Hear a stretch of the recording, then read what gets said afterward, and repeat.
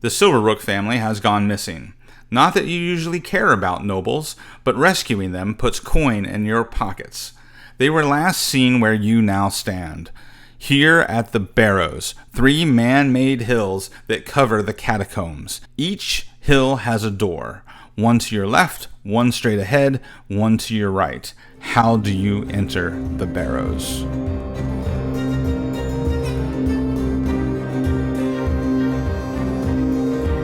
Now that's how I would introduce this dungeon. That's right, today we're talking about dungeons. This is the second video in our How to Build a Campaign series, and as I said in my last video, you only need 2 locations to start your campaign.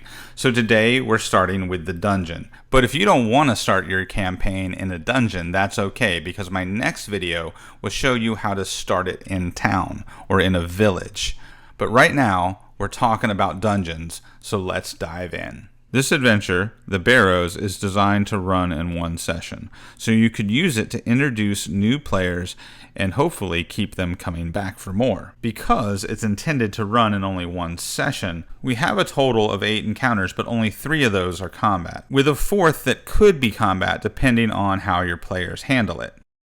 So we have zombies, a locked door, a puzzle, a trapdoor, a hazard, a boon, skeletons, and a boss, and a secret room. Another thing that's great about this dungeon is it's right next to the village. And it's entirely up to you if you want to start the players in the dungeon or in the village. So let's take a look at our map. So the players start here, and you can see the 1, 2, 3 different doorways into the Barrows.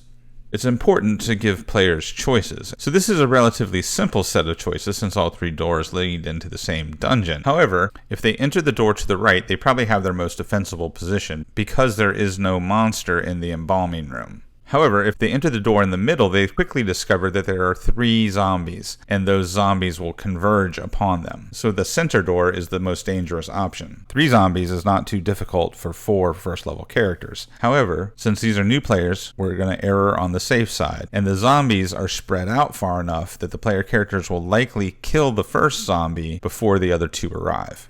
When the players explore this area, they'll find 4 open caskets and 4 embalmed bodies that were placed here long ago. What's unusual about these bodies? They've all had their hands removed recently. This is a simple clue to pique the player's curiosity. The last thing on this level is a locked door leading into the small burial room. This locked door is a simple encounter so the rogue can pick the lock or the barbarian can knock it down. And inside there'll be some simple treasure. So at this point, the players made a choice on how to get into the dungeon. They defeated 3 zombies, they found some interesting clues, the bodies with the missing hands, and they got past a locked door and found some treasure. Players should be excited at this point and asking, what else can we find? What else is here? And of course, if you haven't already, that's when you point out the stairs going down. And that brings us to the lower level of the dungeon, the Catacombs.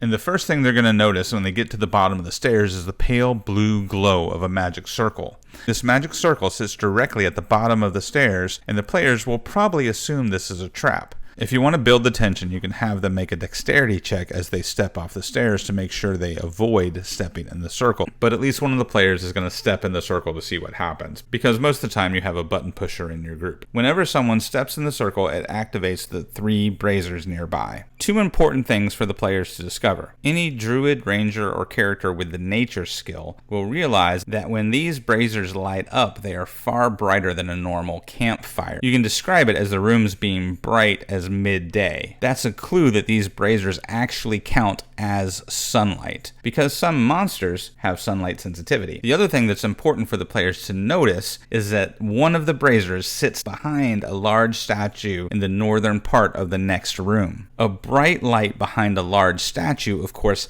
casts a shadow. I don't mean the mundane kind. This is a shadow monster. And as long as the shadow monster keeps the statue between it and the brazier generating the light for this room, the shadow will not suffer from its sunlight sensitivity. And this is our puzzle. The players could just fight the shadow, and that's where the extra combat comes from. However, a cleric, paladin, or anyone skilled in religion will recognize the statue in the north of the room as the moon goddess, and the statue at the south of the room as the sun goddess.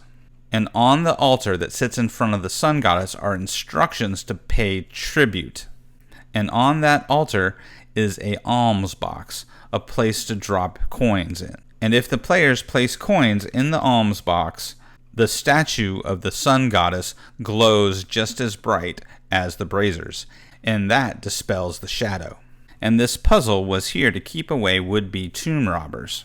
So any family member who would come here to pay respects to the dead would know they should pay respects to the sun goddess before proceeding about the catacombs. But like we said, if your players aren't the puzzling kind and they just want to fight, they can fight the shadow. Now the next room nearby has a closed door and the golden letters emblazoned upon it that reads Sergelkuf, the faithful paladin. And if they make a successful DC 12 intelligence arcana check, they'll know that that indicates the door is magically trapped. Further investigation with a DC 12 intelligence religion check will help the player remember that they've heard of these kind of traps before, and they are designed to keep out evil. So any character with a good alignment can open the door. Let's pause for a minute because I put this in here as a throwback to older editions. Back in the day, paladins could actually detect alignment, and that's why this door detects alignment and can only be touched by someone who's good aligned. Any character who's not good aligned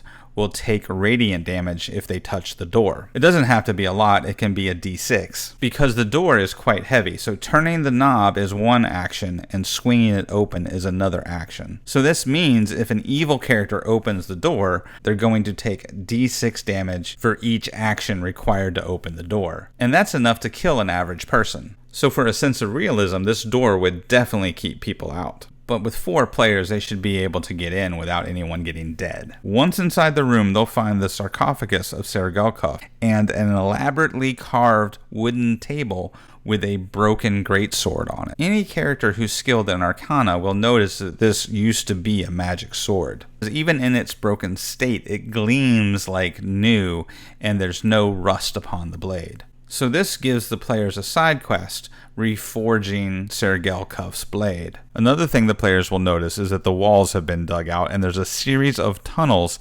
connecting the rooms. These tunnels are barely large enough for a small creature, so a gnome or a halfling could fit inside. A medium-sized creature like a human or an elf would need to squeeze inside and would only move at half speed. The other thing they notice about these tunnels, they radiate a foul stench, the stench of death, as if there's a rotting corpse inside. If the players investigate, they'll find a nest for a giant rat. However, the giant rat is dead, and that's where the rotting stench is coming from. But once they get close to the dead rat, a crawling claw will jump out at them. What are crawling claws? They are undead, reanimated hands that move about on their own. Yes, like Thing from Wednesday. But there are 3 crawling claws inside the dead rat that will attack the first creature that comes near it. Now, if you have plenty of time, say an hour left of your game session, this could be another combat. However, this is what I plan to be an environmental hazard. These crawling claws aren't looking for a fight, but they will defend themselves because this is their new home. So each one will make an attack, but then they'll scurry away, giving any player within 5 feet of them an opportunity attack. So again, if you don't have time for another combat, these crawling claws just scurry in different directions. If the players take the time to explore the prayer room, this could be a place for a short rest. So if they've already dealt with the shadow and the first 3 braziers are lit, but the second 2 aren't lit yet, this would be a place where they could have a safe short rest. At this point, we're getting close to the end, and the next encounter is what I call a boon. A boon is something the players can benefit from, but they don't have to find it. They don't have to do the encounter.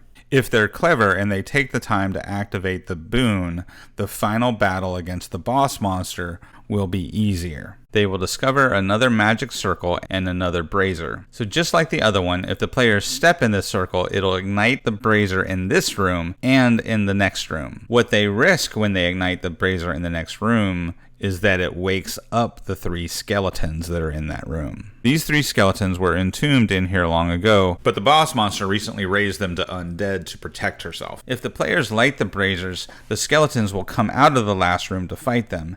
If not, they won't awaken until the players enter the room. And this brings us to our final encounter against our boss monster, Miriam Silverrook. She's the matriarch of the Silverrook clan, and she recently passed away, and her adult children tried to bring her back to life for their own selfish reason. Their magic ritual went horribly wrong and turned Miriam and the 3 adult children into undead. That explains the well-dressed zombies on the first level of the dungeon.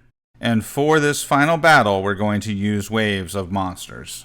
What's useful about using waves of monsters, it allows you to threaten the player characters in a more controlled way. So in this example, the skeletons will attack the player characters first, and then Miriam Silverrook will attack the player characters. So if the players get off to a good start, Miriam could come out of her sarcophagus on the second turn of combat. On the other hand, if the players don't do well on their first round of combat, you could wait till the 3rd or 4th round of combat for Miriam to come out of her sarcophagus. So this allows you to control the pace of the fight. And remember, this is recommended for first level characters and first time players. So we don't want to be too deadly here. We want our players to have a good time on their first outing. But we also want it to be exciting, and this puts the control in your hands to dial up or down the intensity of this final combat. Regarding Lady Silverrook, we're going to use the Spectre stat block for her, because like the Shadow, a Spectre has sunlight sensitivity. And now you see why activating the braziers is a boon,